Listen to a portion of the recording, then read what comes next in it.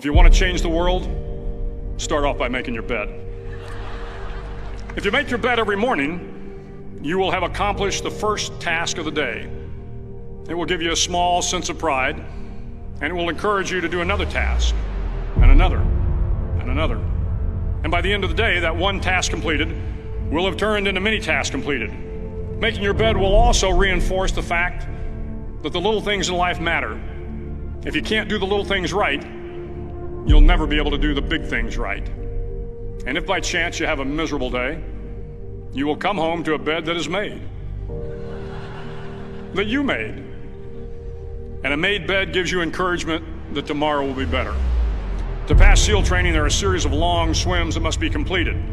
One is the night swim. Before the swim, the instructors joyfully brief the students on all the species of sharks that inhabit the waters off San Clemente.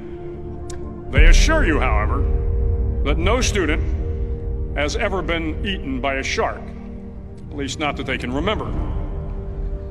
But you are also taught that if a shark begins to circle your position, stand your ground. Do not swim away. Do not act afraid. And if the shark, hungry for a midnight snack, darts towards you, then summons up all your strength and punch him in the snout, and he will turn and swim away. There are a lot of sharks in the world. If you hope to complete the swim, you will have to deal with them. So if you want to change the world, don't back down from the sharks. Over a few weeks of difficult training, my SEAL class, which started with 150 men, was down to just 42. There were now 6 boat crews of 7 men each.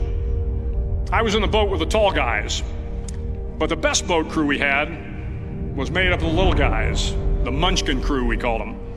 No one was over 5'5". The Munchkin boat crew had 1 American Indian, 1 African American, 1 Polish American, 1 Greek American, 1 Italian American, and 2 tough kids from the Midwest. They out-paddled, outran, and outswam all the other boat crews. The big men in the other boat crews would always make good-natured fun of the tiny little flippers the Munchkins put on their tiny little feet prior to every swim. But somehow these little guys from every corner of the nation and the world always had the last laugh, swimming faster than everyone and reaching the shore long before the rest of us. SEAL training was a great equalizer. Nothing mattered but your will to succeed, not your color, not your ethnic background, not your education, not your social status. If you want to change the world, measure a person by the size of their heart, not by the size of their flippers. The 9th week of training is referred to as Hell Week.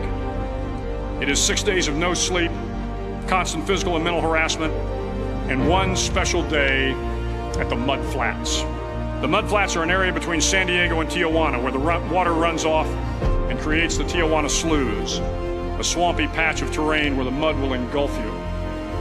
It is on Wednesday of Hell Week that you paddle down to the Mud Flats and spend the next 15 hours trying to survive this freezing cold, the howling wind, and the incessant pressure to quit from the instructors. As the sun began to set that Wednesday evening, my training class, having committed some egregious infraction of the rules, was ordered into the mud. The mud consumed each man till there was nothing visible but our heads. The instructors told us we could leave the mud if only 5 men would quit. Only 5 men, just 5 men, and we could get out of the oppressive cold. Looking around the mud flat, it was apparent that some students were about to give up.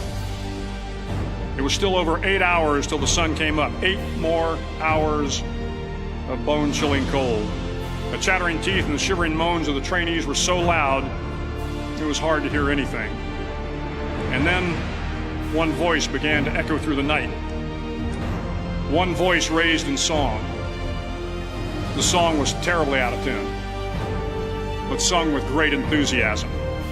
One voice became 2, and 2 became 3, and before long, everyone in the class was singing. The instructors threatened us with more time in the mud if we kept up the singing, but the singing persisted, and somehow the mud seemed a little warmer, and the wind a little tamer, and the dawn not so far away. If I have learned anything in my time traveling the world, it is the power of hope. The power of one person, a Washington, a Lincoln, King, Mandela, and even a young girl from Pakistan, Malala. One person can change the world by giving people hope. So if you want to change the world, start each day with a task completed. Find someone to help you through life. Respect everyone. Know that life is not fair and that you will fail often. But if you take some risks, step up when the times are the toughest, face down the bullies, lift up the downtrodden, and never ever give up. If you do these things, the next generation and the generations that follow will live in a world far better than the one we have today. And what started here will indeed have changed the world for the better.